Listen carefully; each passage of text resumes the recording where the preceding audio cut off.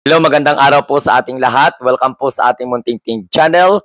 Ito po ang inyong lingkod, ang Munting Tinig ng Ordinaryong Filipino. Saan man kayong sulok ng mundo, maraming salamat po sa pagsuporta. Huwag sanang kalimutan kung kayo po ay bago, mag-like, share at saka subscribe. And please don't forget also to click the notification bell para lagi kayong updated pag mag-live stream tayo at syempre mag-upload tayo ng mga video. Ngayon, pag-usapan natin itong kakapasok lamang po ng mga balita, kamunting tinig. Binawi ng Court of Appeals 8th Division ang acquittal ni Laila de Lima, no, sa kanyang drug case sa Muntinlupa Regional Trial Court, Branch 204. Okay? Ang tanong, makukulong kaya siya? May magbabalik kaya sa kulungan? Katapusan na ba ni Laila de Lima?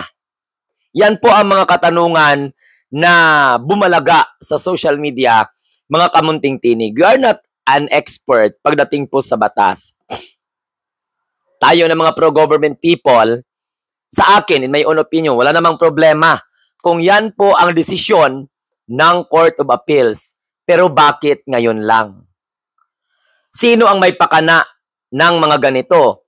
No? I am not doubting sa justice system po natin, pero parang magtatanong ka lang ba, ano ito? Laban? Bawi? I am not fan of Laila de Lima.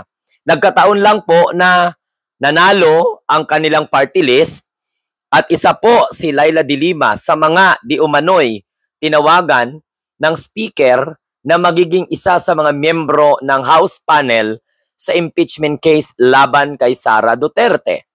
So, itong acquittal na ito ni Laila de Lima, nagbunyi po ang kanya mga kapartido at maraming mga human rights.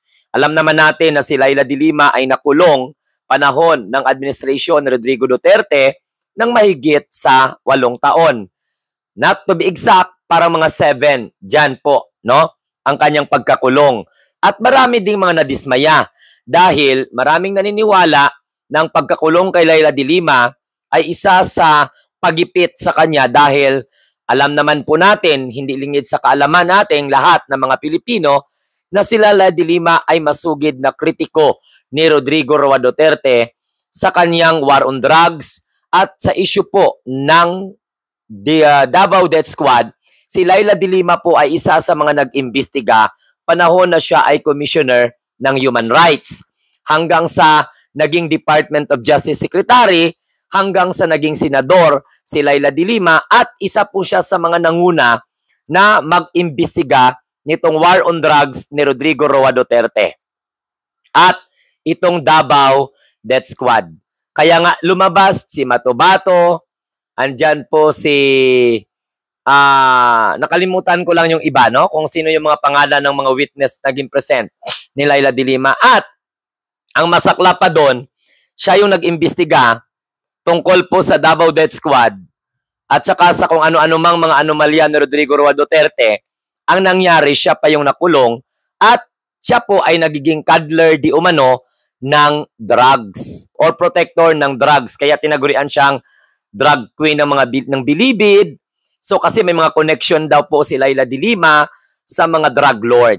Mga kamunting tinig, ano tong nangyayari na ito? Okay? Sa akin naman, alam ko naman that Laila de Lima fought a good fight pagdating po sa mga ganito. O, mayroong mga natuwa sa kanyang pagkaka-acquit. O, can you imagine that? Matagal kang nakakulong. At titingnan po natin anong reason kung bakit siya nakulong. O, alam naman nating lahat yan. Anong reason kung bakit siya na-acquit ng what we call this Muntinlupa RTC Branch 204.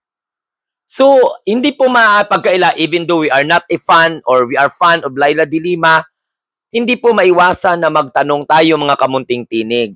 Sino ang mga nasa likod nito? Anong naging reason? So, nabulaga ang taong bayan. So, ang mga Duterte diehard supporters, dahil sa sobrang mahal nila si Rodrigo Duterte, dahil masyado nilang suportahan si Sara, dahil masyado silang natataranta sa impeachment complaint laban kay Sara, at na magiging isa sa mga prosecutor si Laila de Lima, biglang lumabas itong desisyon ng Court of Appeals 8th Division na sa pagbawi, na-acquit ka na, nabawi. Binawi yung acquittal. Pwede ba yon? So, mga kamunting tinig, mga legal expert dyan, mga legal luminaries, dahil ako po ay isang ordinaryong tao lamang, no? Sabi ko nga sa inyo, whether you are fan of Laila de Lima or not fan of Laila de Lima, magtaka ka kung ano yung mga reason, ano yung basihan, okay, ng Court of Appeals, okay, 8th Division. So kung malaman po ninyo yan, dahil hindi ko pa ma-discuss sa inyo, dahil lumabas na yan sa internet, basahin nyo po yung Court of Appeals na yan. Ay andyan na naman yung desisyon na yan eh. Nasa website po yan. Basahin nyo. We will not deal with that such kind of terminologies or legalities. Magtaka lang tayo. Ano ang dahilan kung bakit naging biglang ganito ang desisyon? So since na-resolve ng Court of Appeals na kailangang bawiin ang acquittal ni Laila de Lima, so ano ang mangyayari sa susunod? Siyempre, gagawa si Laila de Lima at ang kanyang abogado ng mga hakbang upang pigilan itong tinatawag na pagbawi ng Court of Appeals or pwedeng si Laila de Lima magdulog sa Korte Suprema. Pwede siyang mag-ask ng motion for reconsideration. Because after ng pagbawi, anong mangyari? Ibabalik ba si Laila de Lima sa kulungan? Pwede ba siyang mag-bail? Because this is a legal action of Court of Appeals. Sabi ko nga sa inyo, we are not lawyer by profession. Lahat tayo dito nabablangko so kung ano ang mga nangyayari at kung ano yung mga kagaganapan. So ito ba ay another war between Laila de Lima and her critic? May gumalaw ba kung bakit nabaliktad? Bakit biglang binawi? So ano po ang dahilan ng Court of Appeals? Marami po yan. Basahin nyo po yan sa desisyon ng Court of Appeals. Pero isa lang ang nakikita kong senaryo dito. Nagbubunyi ang mga Duterte diehard supporters sapagkat ang napabalitang maging isa sa mga prosecutor, di kalibring prosecutor kasama ni Chel Jokno ay magtatanong ang taong bayan, makukulong kaya si Laila de Lima? Makapiyansa kaya si Laila de Lima? Dudulog kaya si Laila de Lima sa Supreme Court? Hihingi kaya ng motion for reconsideration or kung ano man ang mga klaseng mga legal actions ang gagawin, leave it to the counsel of Laila de Lima. So kung napagtagumpayan ni Laila de Lima ang laban, ilang kaso related po sa droga ang isinampa laban kay Laila de Lima panahon ng Duterte administration, at biglang napawalang sala siya, bakit ngayon lumabas ang desisyon ng Court of Appeals? Okay? So ako bilang pro-government, igagalang natin ang desisyon ng Court of Appeals 8th Division. Kung may basihan ang desisyon ng Court of Appeals 8th Division na bawiin ang acquittal ni Laila de Lima tungkol po sa kanyang kaso sa droga inilabas po ng Muntinlupa, okay? Regional Trial Court, Branch 204, kung may basihan, igagalang natin. At igagalang din natin kung ano yung magiging kapasyahan ng kampo ni Laila de Lima. Kasi kung talagang wala siyang kasalanan, kasi siyempre sa mata ng tao, wala siyang kasalanan, na-acquit siya. Pero nireview po, sino ang nag-file para i-review? At ano ang dahilan kung bakit po binawi ng Court of Appeals? Mga ganyang klaseng mga kwento. Sabi ko nga sa inyo, mga kamunting tinig, tayo na mga pro-government, we should not react violently sa ganitong klaseng mga desisyon ng ating korte. Pero magtanong tayo ano ang dahilan, bakit, sinong nasa likod nito, at bakit tinahabol ngayon si Laila de Lima. Hindi pa nga napoproklama, pero siguradong sigurado pasok ang ML party list, yung mamayang liberal na kung saan first nominee si Laila de Lima at presumptive party list congressman or representative siya. Ito na naman, lumabas ang balita na isa po siya sa mga tumanggap ng offer na magiging membro ng prosecution panel ng House of Representatives laban po kay Sara Duterte. Impeachment. Okay? So, parang timing, di ba? O, timing. O ano man, mga Duterte Red supporters, masaya na kayo.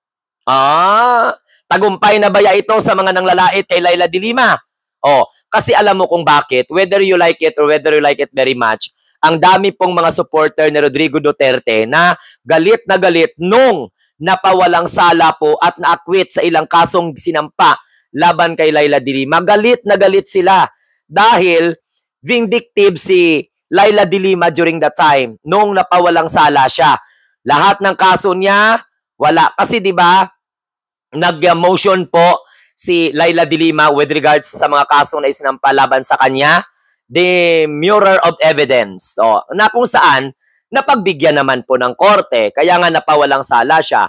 Kaya lang, biglang dagok po ito ngayon sa kanya dahil lumabas po ang desisyon ng Court of Appeals, okay, 8th Division, na yung kanyang acquittal ay binabawi ng korte. So again, uulitin ko sa punto na ito, ano na ang mangyayari kay Laila de Lima? Ma-proclaim kaya siyang party list ng ML or mamamayang liberal? Ano kaya ang magiging reaksyon ng mga nagmamahal kay Laila de Lima? Ano kaya ang magiging implication nito sa ating legal profession? Paano po ito i-discussan ng mga legal luminary po natin? Reasonable ba ang pagbawi ng acquittal ni Laila de Lima? Hindi po ba dapat bawiin? Kailangan bang bawiin? Makukulong ba ulit si Laila de Lima? Magpapiyansa ba siya? Hihingi ba siya ng motion for reconsideration? Dudulog po ba sa Korte Suprema? Abangan po natin ang susunod na kabanata.